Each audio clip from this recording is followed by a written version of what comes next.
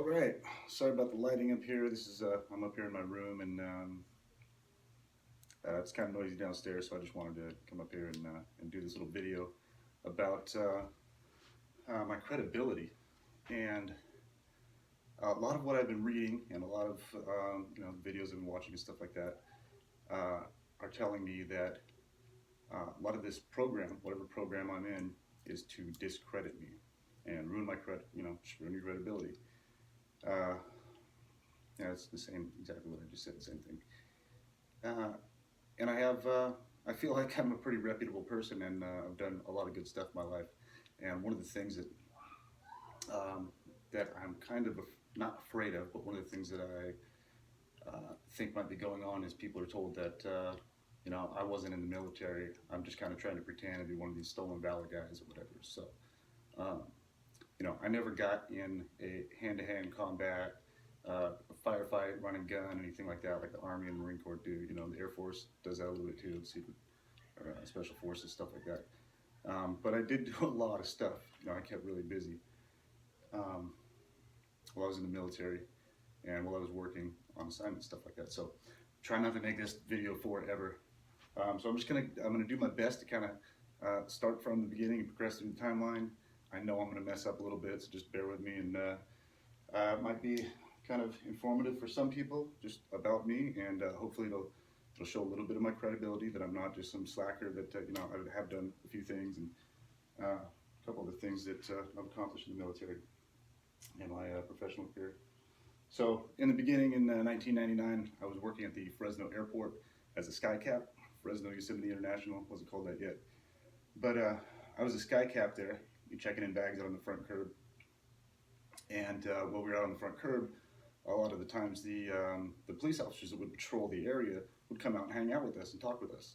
And they were actually police and fire at the airport. They were trained to do both, and they would do like a 48-hour shift. They'd do 24 hours police, 24 hours fire. And they would come out, and we'd be hanging out, and I'd be slow, and they'd be out there on patrol duty, to give people tickets and just like watch out, make sure everything's safe, stuff like that. And I was working as skycap one day, and one of the I don't know if he was the chief at the time, but he was at least a captain. Was one of my favorite people I'd talked to out there. He was somebody I looked up to, and started talking to me about the military, the Air Force. Said, "Hey man, I've talked to you quite a bit, and it seems like you're kind of a smart guy. Why are you wasting your time checking in bags out here?" I'm just making sure this thing's still recording. "Why are you checking in bags out here at the airport when you could be doing something like being a firefighter?" And I was like, "What? Hold up, what? Be a firefighter? My dad did that. I'm listening, what's up?"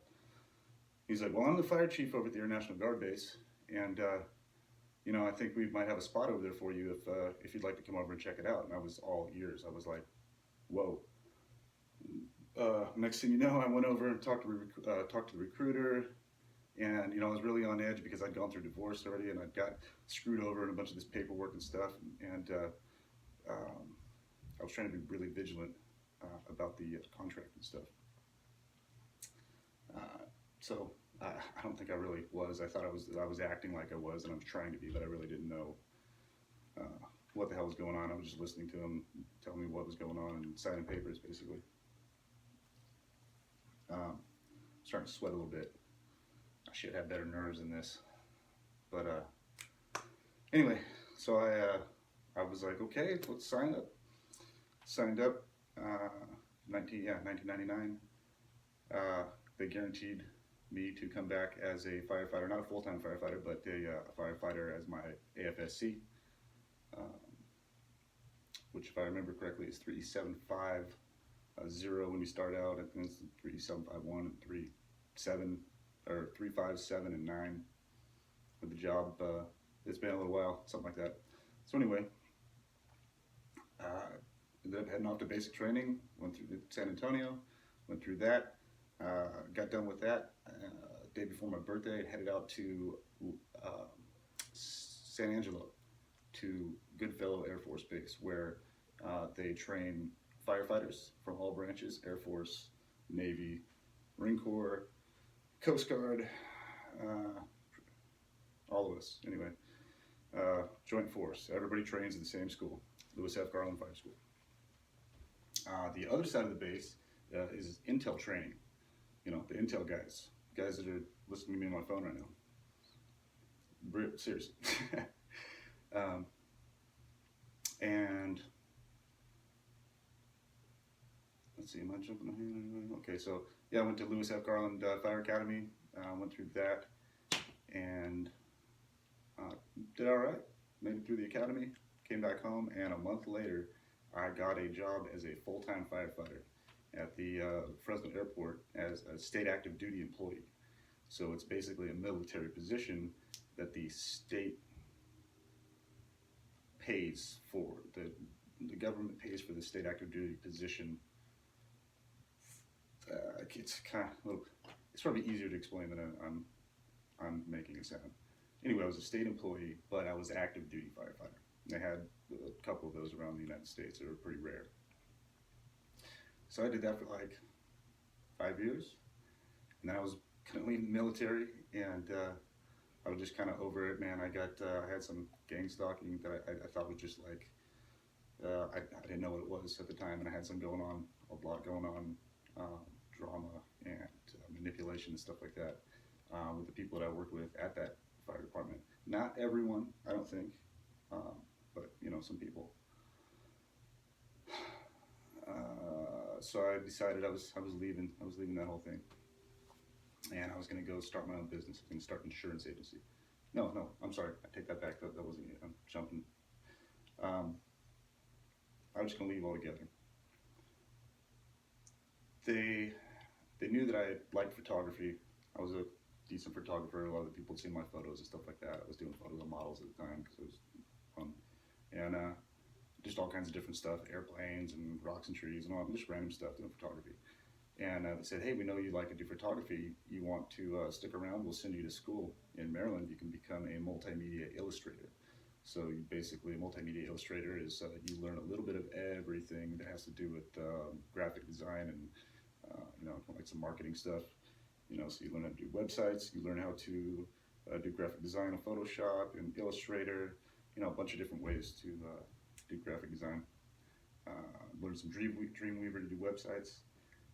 A little bit of photography, a little bit of video, some broadcasting journalism stuff. They mix it all in there, and you know, and a lot of art. You know, I actually got to do like pastels and watercolor and graphite and a bunch of stuff. You know, projects, magazine covers you have to do just to learn how to do all this stuff.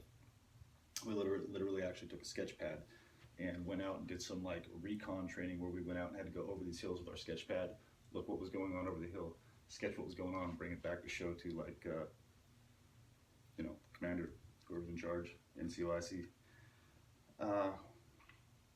Anyway, so I went to that school and went through all that and came back, and I was just I wasn't an active duty employee anymore. After that, I was just a weekend member, basically, go out and drill weekend. But ever since 9/11, there was a lot of deployments, a lot of TDYs, a lot of active duty orders that we could go on. And every time there were some orders, I would go ahead and take those. So basically, it seemed like I was working out there like 4, 5, 6 months out of the year, either going on TDY somewhere or just, you know, all the different orders, everything all mixed together. You know, they call people who do that guard rats. They're just kind of going all over the place, finding every job they can get to try to get it until they can get a full-time job somewhere. So, lost track just now. I'm doing my best, bear with me. Went through that, came back, did that job for a while, weekends, and a bunch of different projects for the guard base I worked at, and a lot of different TDYs, do instructional videos and kind of like documentary kind of stuff. Quick like 90-second pieces on what we're doing for like Air Force Network and stuff like that, you know, that kind of stuff. Did a lot of pictures of birthday cakes. And retirement parties, and you know, every time somebody was promoted, there was a lot of photos of that. Just the kind of the normal everyday stuff, family day. So my AFSC changed. They said, "Hey, do you want to do video? You want to be a videographer?" And when I went into this whole thing, they promised me a photography job. I just wanted to be a photographer, shooting photos, go shoot photos all over the place, planes, jump out of planes, do whatever. So anyway, they said, do you want this video spot? That's what's open right now, and you can jump in that spot, and there's a promotion available, because in the Guard you have to have a spot available in order to be promoted. It can't just be like, hey man, you're doing great, let's give you a stripe. There has to be that position open. So moved into that position, went to Airman Leadership School at McGee Tyson Air Force Base, got my Staff Sergeant stripe. But then I went to broadcasting school, or videos. What the hell did they send me to? I did both, video school, broadcasting school. Oh God, I'm blanking out. Sometimes when I'm doing these, I have a heart, like I can think fine, I'm thinking everything through, and then I'm just doing this and I'm blank the hell out. But I have all my certificates and everything to prove everything I've done if I fuck up and have a bad memory about something. So anyway, went through that school, broadcasting school, did voice training. So I should be a lot better in front of this camera than I am right now, but I'm a little bit rusty. I haven't done anything like that, and a lot of what I did was training and small projects. I'm not some badass worldwide journalist. I kind of just dip my fingers in, and yeah, know just enough about it to kind of explain a little bit. So anyway, I did that for almost 10 years, and then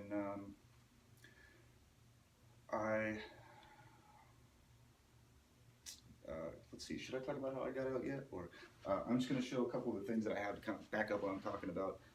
That, I mean, some of the stuff you could probably buy on eBay, but I've got all my documents. I got medals and ribbons and stuff like that here. So I'm just going to start with my, this is actually my original bag from basic training. And when you go to Air Force basic training, they make you put your name and the last 4 of your social security number, which I'm not going to go ahead and show that on here, but that's my original bag. I still have a lot of my original uniform stuff in there, and I have no idea why I hold on to it, because it's just this heavy ass bag that takes up space, but help for this video, I guess. These are the boots that I was wearing when I finished. Completely, we were wearing black leather boots when I started in woodland camo, so that's a good segue. When I started with the fire department back in the day, I got these out of order. I'll just go this way. This was the jacket, the coat that you would get. This was my fire department coat. This is 144th Civil Engineering. Man, that lighting sucks. Sorry about that.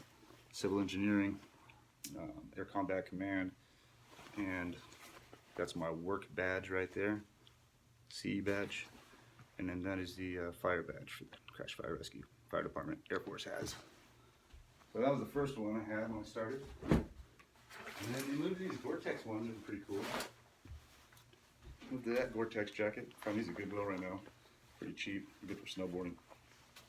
Moved to that one, and eventually moved the Digis right there. So when I left, that was what I was wearing right there. So I kind of was in long enough to, transition through those 3 uniforms.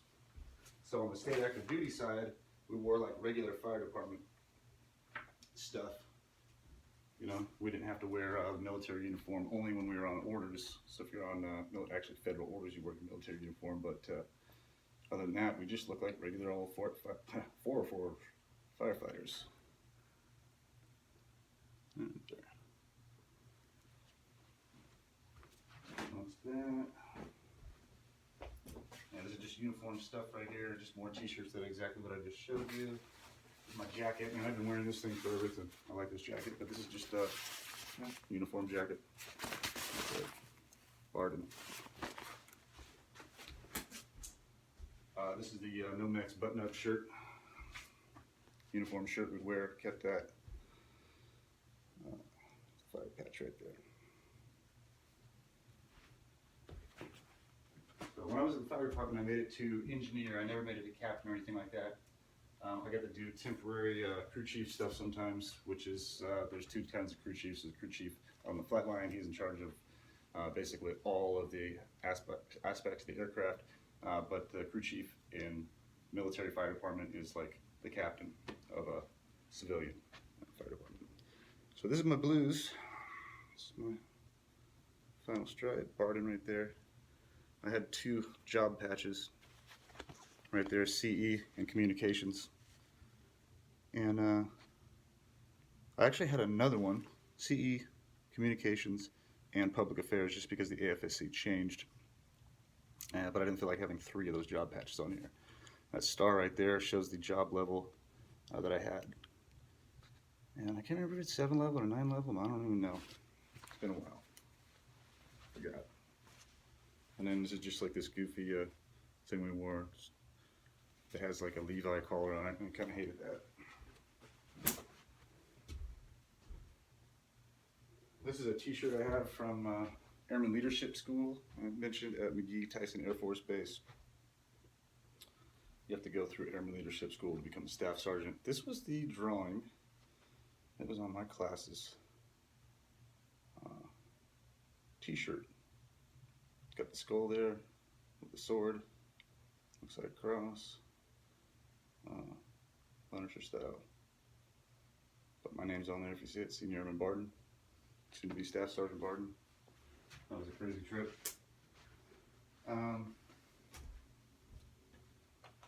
Baseball hat. In the Guard, you didn't have to wear a camo hat. You could wear your shop hat. I think they've changed it. Yeah, they did. They changed that before I left, so nobody's wearing these shop hats anymore. But this was for comm flight, and this was for headquarters when I worked for headquarters, which is public affairs is part of headquarters. At least it was when I was in.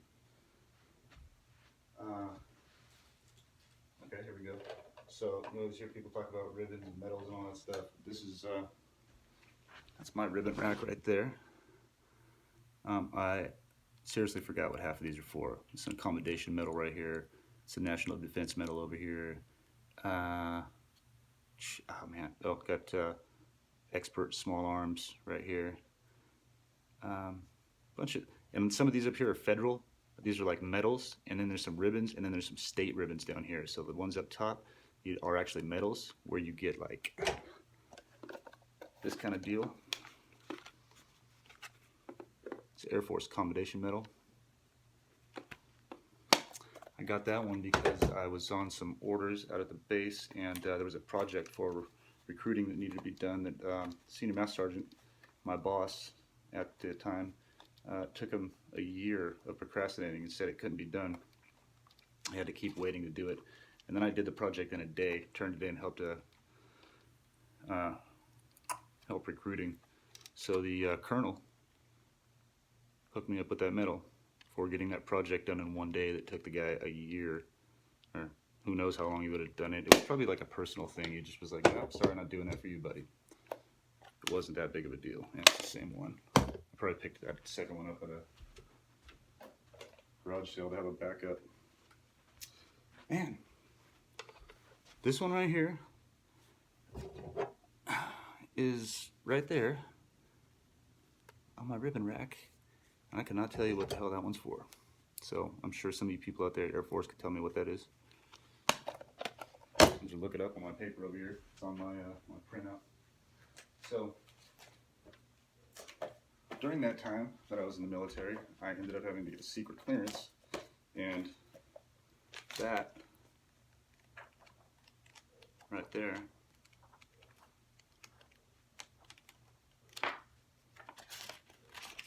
is the paperwork for my secret clearance right there, standard form 86. This is like the lowest clearance you can get.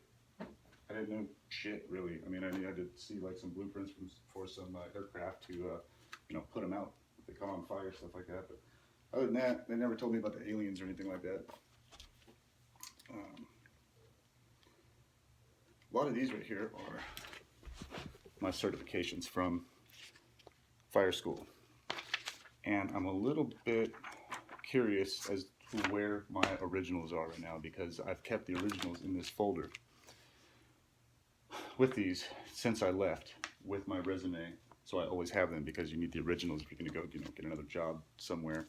A lot of times they don't want just the copies; they want to see some of the originals. And I really don't know where those are, and I'm concerned. Anyway, so I'm going to just go through a couple of these real quick. So this is Firefighter 2.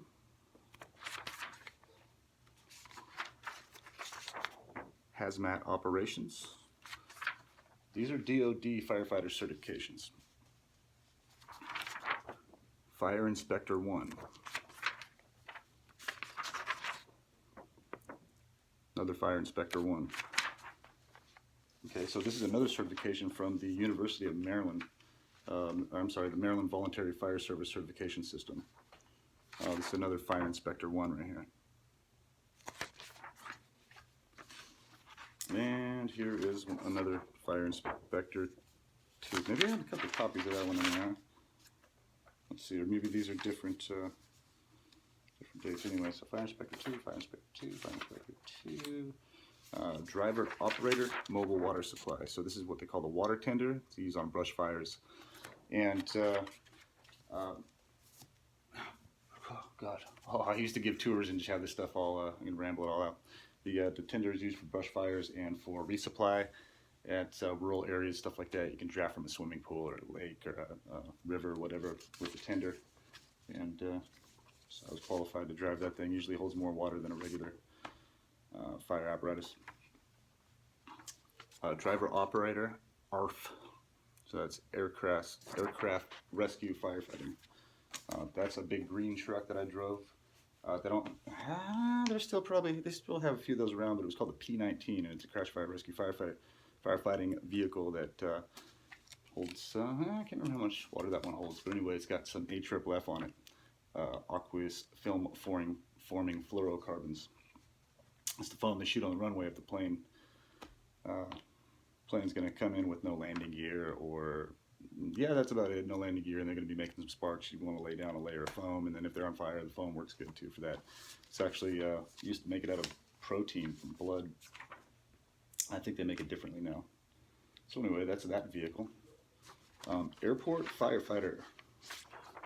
So that's just the class to become an airport firefighter, because there's a lot of different stuff going on in the airport. There's no regular civilian fire department. Public Telecommunicator 1. This is to run the dispatch room at our particular station. We had a dispatch room that everybody had to take their turn in there, and you do, I can't remember how long we do our shifts in there, like 4 hours, 6 hours, or something like that. Or we just switch out throughout the day, and you're in there, you're in charge of taking all emergency phone calls, all regular phone calls, taking notes, entering information into the system as far as reports, daily reports, stuff like that. There was a Murphy bed in there, and a lot of times you had to stay in there and sleep overnight in the alarm room, so every call you just get woken up all night. Well, sometimes it was all night, sometimes you just get to sleep like a baby because it was just kind of slow. But here's Confined Space Awareness. Class that I've been through, going in manholes, getting people out, stuff like that. Building collapses. Fire Control 5, Aircraft Rescue and Firefighting. Man, I honestly don't remember exactly what that class entailed, but there it is.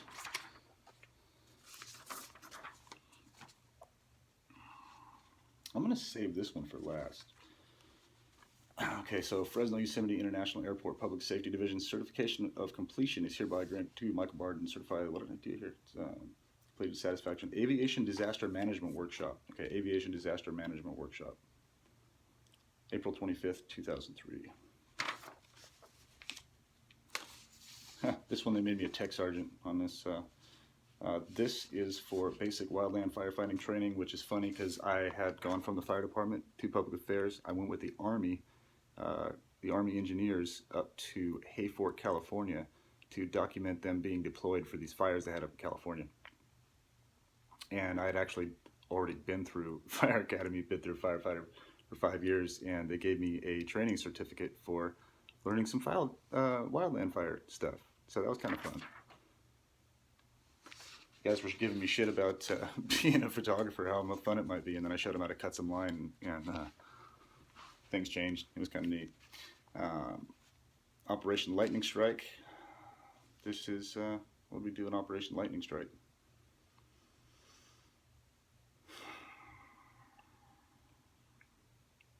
Well, anyway, I'll Operation Lightning Strike. Look that one up. All right, so I'm gonna do the fires. Certification of appreciation for outstanding performance for my duty 2008 Operation Lightning Strike. What the hell do we do? Oh, task force pick. Yeah, that's what that was. That TUI. So this one I saved for last because it's the most perplexing class that I took. That kind of got me going down this path of conspiracy theories. You know, you get an education, you learn some things, and some things happen, weird timing and stuff like that, and you just kind of start to think about stuff. Emergency Management Training Consultants hereby certifies that Michael J. Barden has successfully completed a specialized training program in Incident Command on the 5th day of September 2001, I'm sorry. So September 5th, 2001.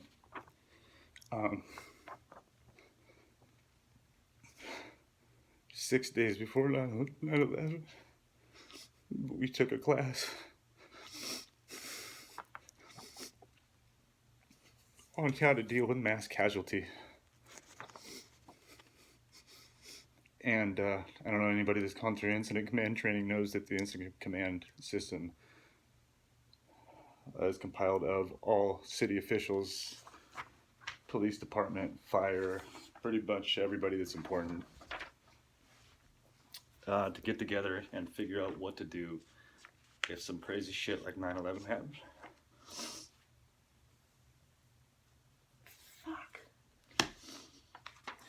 And we took this class on incident command, and it's got this picture of this fucking airplane on fire falling out of the sky.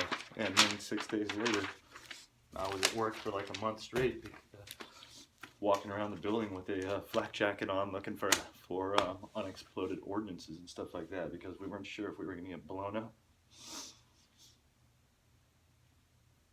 So that was some impeccable timing on that class. Anyway, moving forward, these are credits that I have from Community College of the Air Force. So like my official transcripts. I tried to go use those to just enroll in a community college. The counselor that I was trying to go through literally told me, I can't stand these stupid Air Force credits. They're worthless. You can't do anything with these. You might as well throw it away and start over. That's literally exactly what he said. I wish I would have had a recording device with me at the time.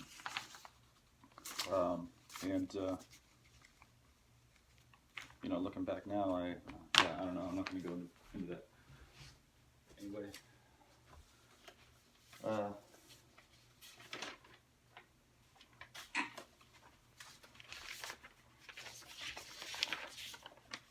That's just some stuff I throw off to the side. Yes. So anyway, in that, my DD-214 is right here somewhere too. Anyway, hopefully by now, people that are listening to this can understand that I've spent plenty of time in the military, and I know what I'm talking about on some aspects. All of this stuff, I dumped this box out. A lot of this is just extra patches from my uniform I saved over time. Badges, stuff like that. And old ribbon racks. Here, I've always had fun getting these. And these are my dog tags right here. Put these bring them over so you can see them. Had a few over time. There's more in the pile, but you know, get the idea here. So these are coins you get in the military, and usually somebody that's higher ranking, like Chief Master Sergeant or above, will have their coin, their personal coin. And if you're working around them and they notice that you're doing something, I don't know, above and beyond, they come over and they coin you and they shake your hand and they, you know, it's just kind of an informal thing, but they go, here you go, man, this is like an attaboy. And I ended up with a bunch of these. I'm not going to go through all of them because they're not, you know, they're too big of a deal. Some actually I traded with friends. I had I had my staff sergeant, one of my staff sergeant coins from Airman Leadership School when I became airman. Was it that one? I don't know. Maybe it was one of my fire department ones I gave, but this is a buddy I went through Airman Leadership School. He was security forces. And I think about that guy quite a bit. He got drunk and told me some shit. He'd be part of my targeting. Anyway, I've got, oh, here's one from Farmers Insurance. That doesn't count. That one's from Iraq. I didn't go to Iraq, but somebody brought that back for me. Tyndall. I'm deployed to Tyndall Air Force Base. This is a communications commander. Gave that to me. That's just an NCO coin from NCO Academy. Chief Master Sergeant gave me that one for who hell knows what. I forgot. I'll probably remember when I turn this video off. Oh, this was when I was up in Hayfork with the firefighters up there. It's actually after I showed some of those guys how to cut some line. I think this is Sergeant Major. I'm sorry if I'm messing that up. Army, I don't know, forget what this rank is. Yeah, and that's Colonel, Lieutenant Colonel up there. And they gave me that when I was at that GDY deployment, whatever the hell you want to call it. This was one that we designed for the 144th Fighter Wing. Actually, my shop designed this coin. Pretty awesome coin right there.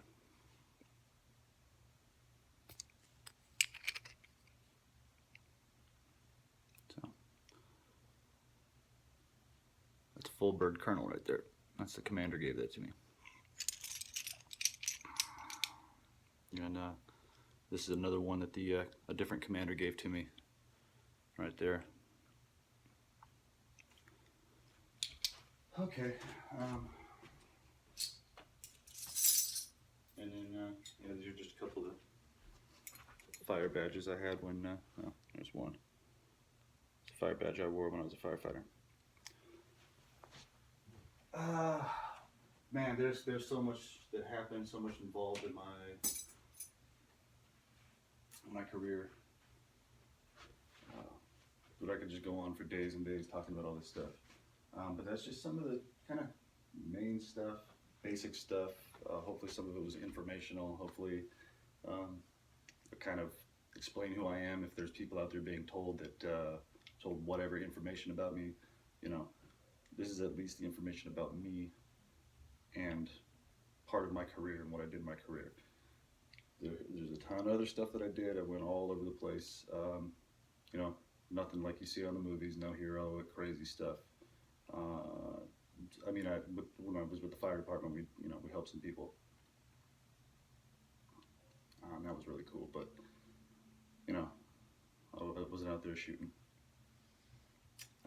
My PTSD is not from that. So, I really can't think of anything else to add to that right now. If I do, I'll just make another video, I guess. But that's a little bit about my military career.